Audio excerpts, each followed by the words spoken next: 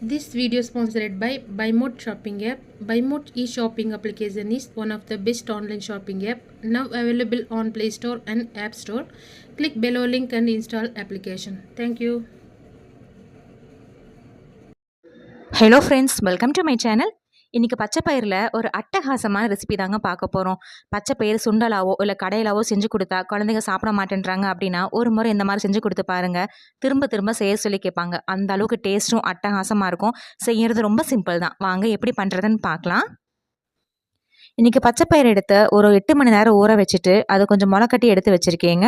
8 மணி நேரம் ஊற வச்சுட்டு ஒரு ஹாட் பேக்கில் போட்டு வச்சுட்டிங்கன்னா ஒரு 5லேருந்து 6 மணி நேரத்தில் இந்த மாதிரி நல்லா முளைக்கட்டி வந்துடும். நீங்கள் முளைக்கட்ட பச்சைப்பயிறுன்னு இல்லை, வெறும் ஊற வச்ச பச்சைப்பயிறுலேயே கூட இந்த ஸ்நாக்ஸ் எல்லாம் நல்லா ஹெல்த்தியாக இருக்கும். அதே சமயம் ரொம்ப டேஸ்ட்டாகவும் இருக்கும். இப்போ இது உரமாக எடுத்து வச்சுட்டு அடுத்ததாக ஒரு மிக்சர் ஜார் எடுத்துக்கலாங்க. அதில் ஒரு 3 பல்லு பூண்டு அப்படி தோலோடு சேர்த்துக்கிறேன். நீங்கள் தோல் நீக்கியும் சேர்த்துக்கலாம். காரத்துக்காக 2 வரமிளகாயும் 1 பச்சை மிளகாயும் சேர்த்துக்கிறேங்க. காரம் கொஞ்சம் தூக்குதலாக இருந்தால் கொஞ்சம் நல்ல சுவையாக இருக்கும். உங்கள் காரத்துக்கு தகுந்த அளவுக்கு சேர்த்துக்கோங்க. உங்கள் விருப்பத்துக்கு தகுந்த மாதிரி பச்சை மிளகாய் இல்லை வரமிளகாய் தனித்தனியாகவும் சேர்த்துக்கலாம், இல்லை 2ம் சேர்த்துக்கலாம். கூட ஒரு மீடியம் சைஸ் இஞ்சி துண்டு எடுத்து 2ஆக கட் பண்ணி சேர்த்துட்டு ஒரு 1/2 டேபிள் ஸ்பூன் அளவுக்கு சோம்பு சேர்த்துருக்குறேங்க. கூடவே ஒரு 1/4 டேபிள் ஸ்பூன் அளவுக்கு சீரகம் சேர்த்துருக்குறேன். நீங்கள் சீரகம் சோம்பு 2ம் சேர்த்துக்கோங்க, நல்ல சுவையாக இருக்கும். இல்லை உங்களுக்கு சீரகம் சேர்த்துனா பிடிக்கல, வெறும் சோம்பு மட்டும்தான் சேர்க்கிறதுனா நீங்கள் அப்படியும் சேர்த்து செஞ்சுக்கலாம். கூடவே 2லேருந்து 3 அணுக்கு கருவேப்பிலை சேர்த்துட்டு தண்ணி எதுவும் சேர்க்காம கொரகொரன்னு அடிச்சு எடுத்துக்கோங்க. இந்த பாருங்க, நான் காமிச்சிருக்கேன் இல்லைங்களா, இந்த மாதிரி நல்லா கொரகொரப்பாக அடிச்சு எடுத்ததுக்கு அப்புறமா இது கூட நம்ம ஊற வச்சு முளைக்கட்டி வச்சிருக்கிற அந்த பச்சை பயிரை சேர்த்துக்கலாங்க.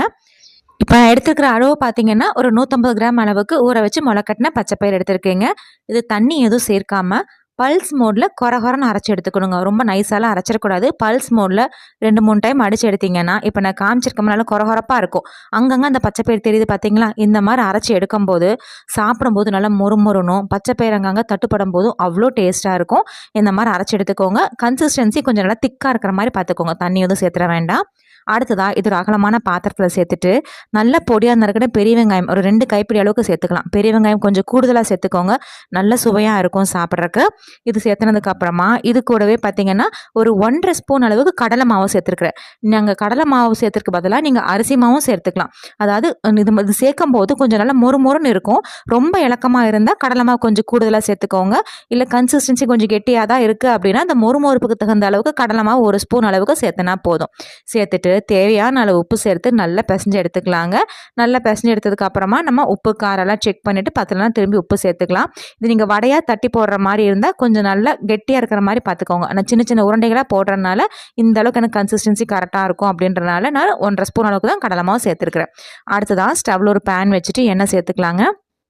எண்ணெய் நல்லா சூடானதுக்கு அப்புறமா இதை எடுத்து சின்ன சின்ன உருண்டைகளை அப்படியே போட்டுக்கலாம். நீங்கள் வடையாகவும் தட்டி போட்டுக்கலாம். மீடியம் ஃப்ளேமில் வச்சு ஒரு 5 நிமிஷத்துக்கிட்ட நல்லா பொரிச்சு எடுத்தோம்னா சூப்பரான சுவையான பச்சைப்பயிறு உருண்டை ரெடி ஆயிடும். இது சாப்பிட்றதுக்கு டேஸ்ட்டு பார்த்தீங்கன்னா அந்த கோலா உருண்டை